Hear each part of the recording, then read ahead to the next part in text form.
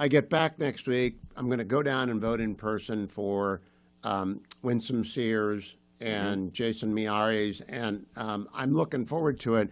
But I don't think I've seen anyone other than Joe Biden have a bad as debate as Spanberger had last night. She utterly froze. It's funny because I was taking care of the putting the kids to bed, and so I came in about halfway through the debate, planning to obviously rewind and watch the beginning. And I came in right as she was dealing with the questions about school-related policy. And I immediately was like, oh, my gosh, she's acting like a robot. It's incredible. And then, of course, I see the clips from before, and I go back and I watch the whole thing. It was just an absolutely terrible performance. I don't know that it's going to matter at this point. I mean, I hope that it does, because I think that any voter who tunes in, cannot help but come away and say, who is this person, where they've kind of built in a lab? And there was just so much weird body language there and everything else. Look, I am a fan, obviously, especially, of Winsome and of the Attorney General, and I look forward to, seeing how this thing turns out. And it certainly has been closing in the last couple of weeks. You cannot, say that the narrative around this whole thing has not changed and changed dramatically. And you see it in the local ads, by the way, that are going up during sporting events and the like, which you may not be seeing currently.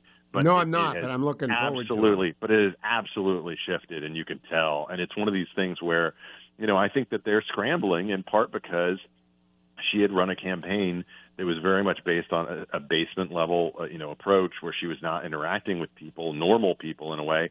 And I have to say, shout out to the moderators in that, because they were really kind of saying, wait a minute, you didn't answer the question. Here's the question again, and they kept putting it to her.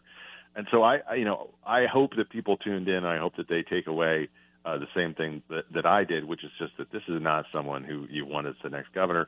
And again, I would just reiterate, if you are not calling on Jay Jones to resign from this situation, to step down from being in this race at this moment, my assumption is that on some level you think that what he said was acceptable.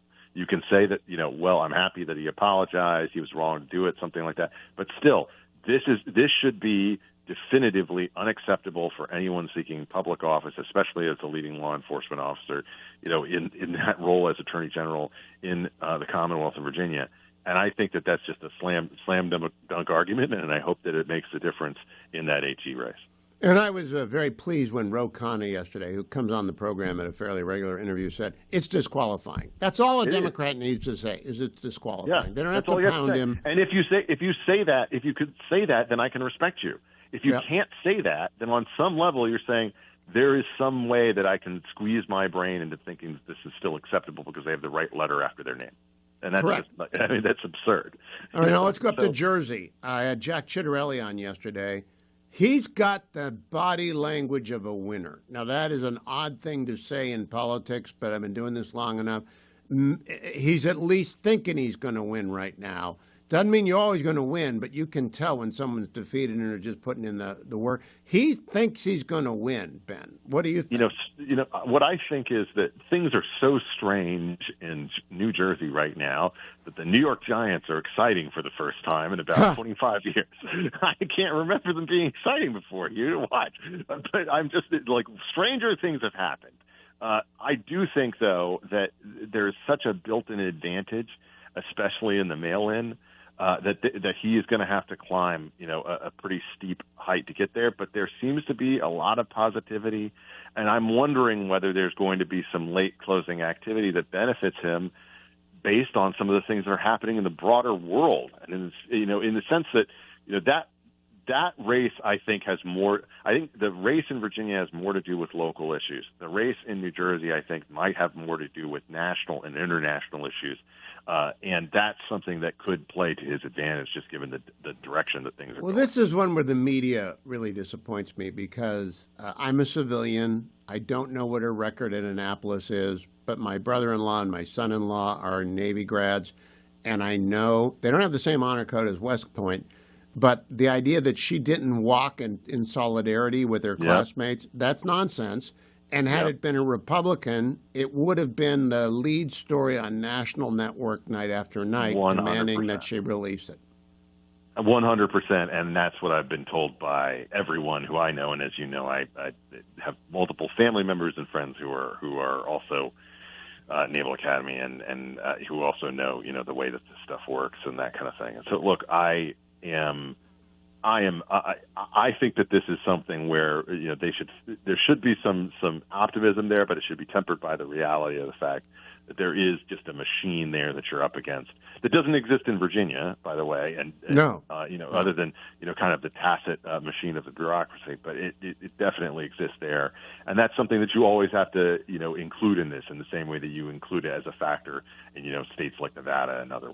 Let's get a quick word in about Mamdani. I did a big town hall with my friends Joe Piscopo, Mike Gallagher, and some local folks this week, and I stunned them by saying, if I were in New York, I'd vote for Andrew Cuomo. Curtis can't win. I've known him forever. He's a colleague, but he can't win. And Mamdani is an anti-Semite communist. I cannot be indifferent to the world's greatest city getting completely convulsed. Yeah. Do you think Republicans should vote for Mamdani? I mean, for Cuomo? I think that this is a situation. What is it? Vote for the crook? No, it's one of it's one of these situations that is completely unenviable.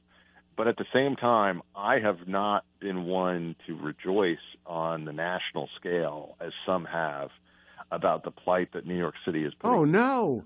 And I think that is something that you should absolutely resist. That temptation of, well, let them get it good and hard, is just not something that I think is healthy, especially for America's most prominent city. And so, look, there's been obviously significant movement since Eric Adams dropped out of the race, but I also think that this is something where there might just be such a low level of turnout in this situation that they are able to exploit it. And certainly, and this is my piece in the latest edition of The Spectator that goes into this, what you saw is a easily trackable turn on a dime, where you went from all of these skeptical establishment media institutions raising the questions about Mamdani that are very obvious, to basically the entirety of Condé Nast deciding that they were going to give him a glow up, put him on the cover of Vanity Fair, give him a profile in Bon Appetit. What's it like to eat food with your hands?